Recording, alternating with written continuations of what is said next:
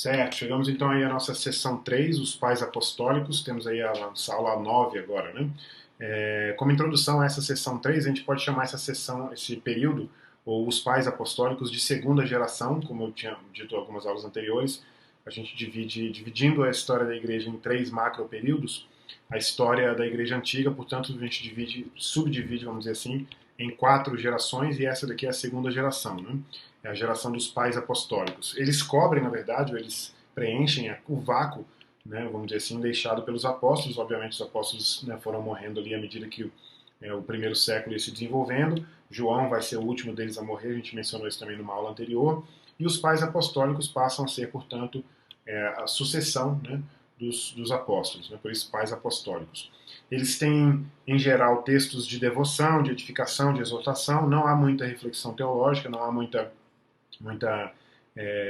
abordagem doutrinária, como a gente colocou agora há pouco, são textos devocionais, textos que tratam mais de uma transição de uma pessoa que não tem não tem uma experiência cristã e passa a ser cristão e como, portanto, conduzir a sua vida a partir dessa nova experiência de fé. Né?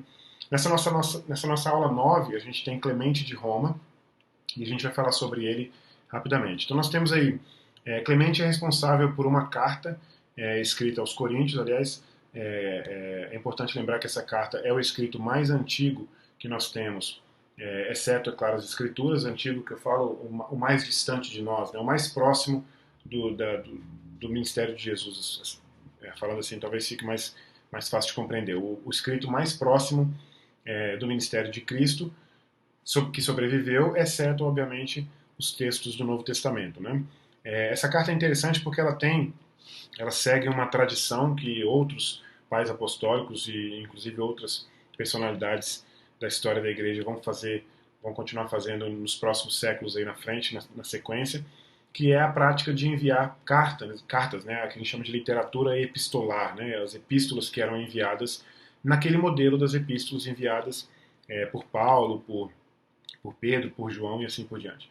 Então, são cartas enviadas a outras igrejas ou a bispos, né, especificamente aos bispos daquelas igrejas, e Clemente tem, portanto, uma carta escrita aos Coríntios. É uma carta que trata de exortação, exorta os irmãos da igreja de Coríntios, mais ou menos, de certa forma, numa mesma linha daquela que Paulo precisou abranger quando ele escreveu suas cartas para os coríntios também, né, para a igreja em Corinto. É uma carta que trata também da obediência à liderança da igreja, e aqui já é importante apontar algo que é absolutamente fundamental na história da igreja, que é a ênfase na harmonia e na unidade da igreja através da sucessão apostólica. Né? Aliás, essa expressão, esse adjetivo apostólico vai ter muita importância nos primeiros, pelo menos 350, 450 anos da história da igreja, porque a expressão apostólico aqui significa que tem origem nos apóstolos, né? Ou seja, é uma origem. E inclusive é importante lembrar também que o próprio Clemente e outras personalidades ali nesse período não têm ainda em mente a ideia de um cânon do Novo Testamento, né? Apesar de que o cânon vai ser formado exatamente por causa do processo histórico, do desenvolvimento do uso desses textos. Uma das razões é essa, né, o desenvolvimento e o uso desses textos, mas não há na mente ainda de um Clemente de Roma, por exemplo, essa perspectiva do cânon. Né? Então, quando se trata de sucessão apostólica, está se tratando daqueles que são os discípulos de Jesus, que Jesus escolheu e obviamente não errou na sua escolha.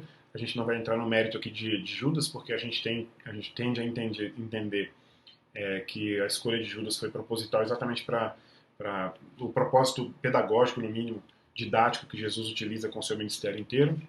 Mas a gente tem aqui a perspectiva de que os textos, portanto, escritos por esses apóstolos deviam ser textos de importância, e o ensino, obviamente, que sucedido, então, com Clemente de Roma e os demais bispos ali daquelas regiões, da região ao redor do Mediterrâneo, e, portanto, essa expressão apostólica vai surgir para a gente em vários momentos, e é importante lembrar que essa sucessão apostólica, essa insistência na sucessão apostólica naquele período foi fundamental para manter mesmo a harmonia e a unidade da igreja. Né? É importante também lembrar que a carta de Clemente tem muitas citações do Antigo Testamento, e Clemente demonstra um conhecimento, pelo menos, de algumas cartas de Paulo. Né? Assim, a própria tendência a escrever para a igreja aos Coríntios, para a igreja dos Coríntios, já indica no mínimo um conhecimento da prática, né, de Paulo e dos demais apóstolos de enviar cartas. Então esse é o Clemente de Roma, nascido em 30, cerca de 30, morto em cerca de 100, que a gente viu aqui na nossa aula 9. Eu espero você na aula 10 para a gente falar sobre o Inácio de Antioquia. Até lá!